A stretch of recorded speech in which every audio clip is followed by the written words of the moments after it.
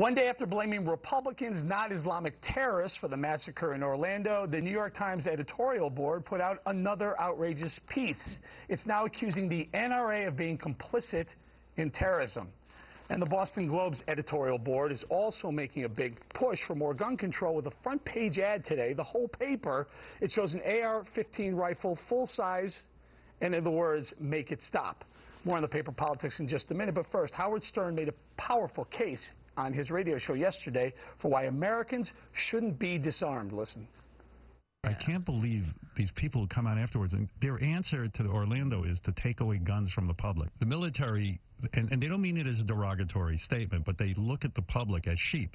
And think about it, we are sheep. Most of us sit around all day. We don't know how to defend ourselves. We are in a flock, and we basically think everything's okay. Except the wolves, the bad guys, whether they be ISIS or terrorists, the most gun-free zone on the planet. It happened during 9/11. It was on a plane. So what did the wolves do? They said, this is great. We'll just kill the sheep with box cutters. The wolves are always plotting.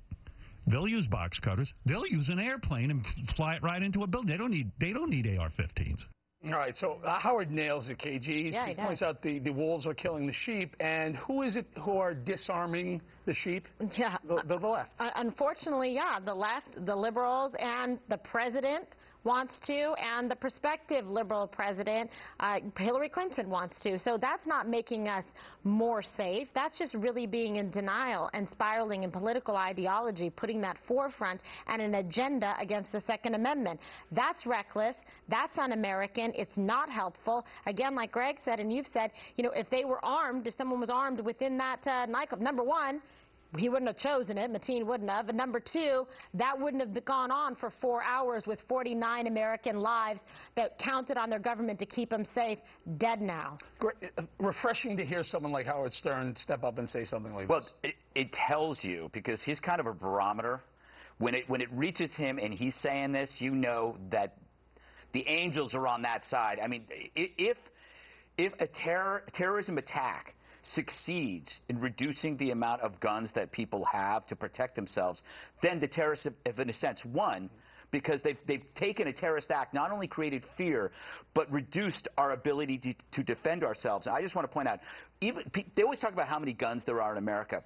Over the last 3 decades, homicides have dropped dramatically. So as gun ownership rises, we're seeing a drop in homicides. However, there is one thing that's going up, and that is terrorist attacks. So the drop in homicides kind of tells us that law-abiding American citizens can actually handle guns. We are not morons. But we do know that we have a threat here, and that if we cannot rely on law enforcement to get there in time, if it takes 3 hours for them to get in there, somebody's got to protect us, and it has to be ourselves. We have the moral obligation. It's common sense to defend ourselves. Can I give you the exact numbers, Greg? 20 years, 1993 to 2013, the most recent numbers.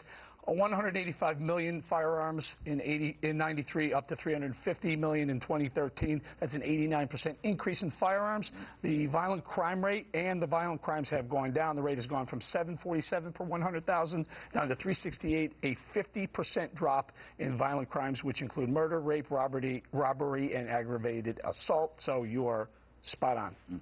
Dan, do you want this Howard Stern's comment, or do you want to talk about if I could this? just make one comment on that, and then I could do both. Do it. I like the analogy that Howard Stern used in terms of being sheep, because it made me think about something that Greg said the other day while we were watching all of this unfold, which is that people don't know how to protect themselves in this kind of a situation. So when we were growing up, we did the drills for possible nuclear war, earthquakes, or tornadoes.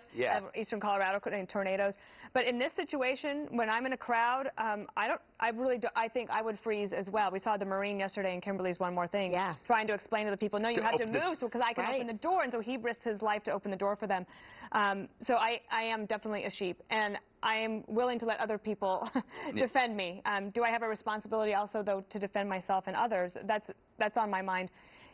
But beyond that, which is the FBI and our local police forces, I think, are vastly under-resourced. And if you read there's a piece in Politico magazine today that talks about the FBI. They don't have enough people in order to keep track of all these. Remember that James Comey, the FBI director, says that there are 50 open investigations, plural, in all 50 states of homegrown terrorists.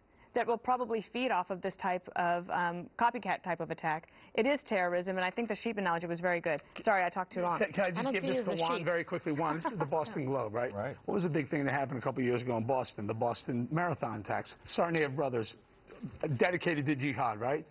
This is the day or a couple of days after Orlando, a guy who claims to be his allegiance with ISIS. Why is the Boston Globe putting an AR-15 on their cover?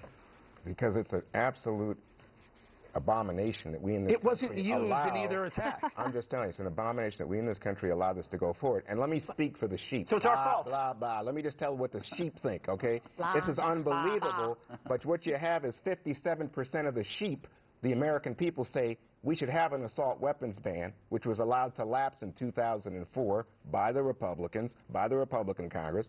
And guess what? 90% of the sheep say, oh, we should have strict background checks in the country, including sheep who are gun owners. That's not an Guess assault what? weapon. I'm not even An assault disputing that. weapon No, well, that's what wasn't I'm saying. disputing that. We don't, but we don't This do is about anything. terror. No, this is about Crazy. the fact that we do nothing to deal with the contagion of guns in this society. And let me tell you one more thing.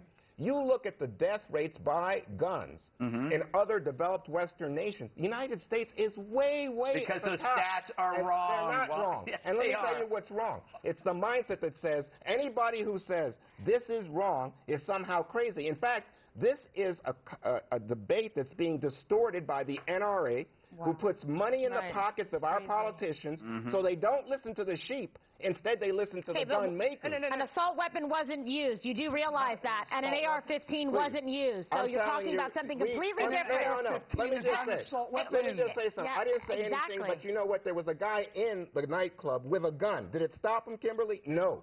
So you know what? This kind of weapon is the kind of weapon that has no business. Can I in just tell you America. about this weapon? This weapon is banned in some states because it doesn't have a high enough caliber bullet. If they feel it's not strong enough and it's inhumane to the animals that you use to shoot it. It's not an assault weapon. Stop Why it. would you use that to hunt animals? The last, Good God. It's What a ridiculous thing. It's a rifle in a It's a costume. long rifle, yeah. It's a rifle in a It's costume. a military weapon. Here's the thing. I would say I think that I don't know how many other people in America are like me, but I might be persuadable on some of these issues.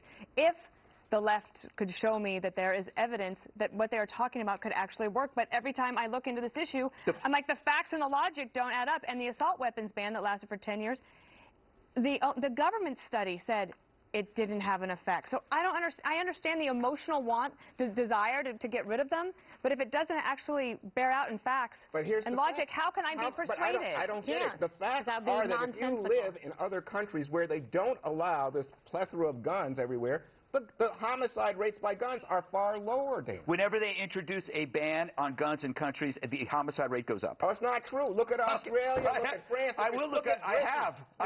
They do not. I have looked And at. again, in if that fact, ban was they in have place, higher it gun- wouldn't have gun prevented whenever when the Orlando. ban is introduced, We're Ay, ay, ay. gonna Homicide rates go up. Right. look at these things in the break. There's some very concerning comments from the director of the